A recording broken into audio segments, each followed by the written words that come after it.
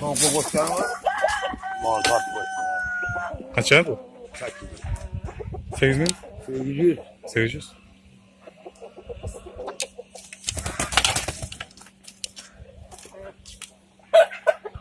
Бойцовский.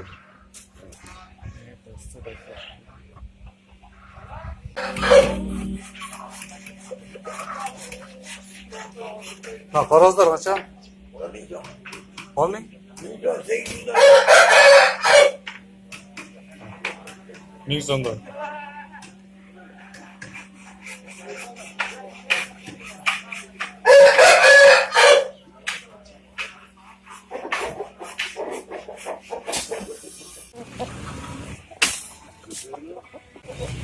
Американский tovuq var.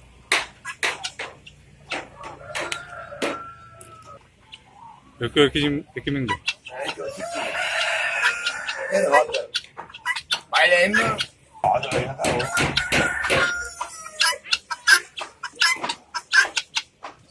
Bana.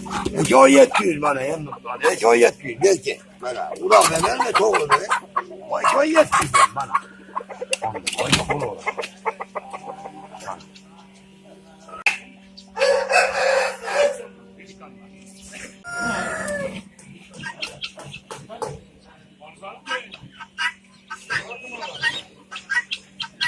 Açan örgütler. 500'den mi?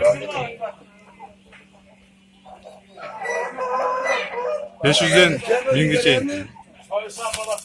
Ha? Bana mı ya? Soğuk yaraydı.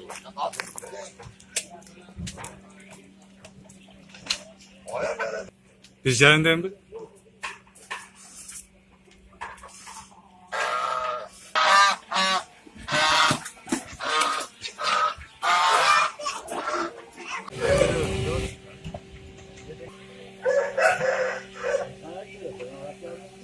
Al açan.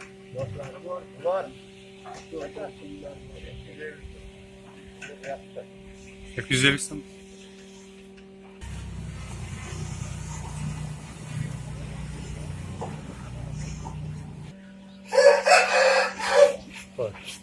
Krolik mi?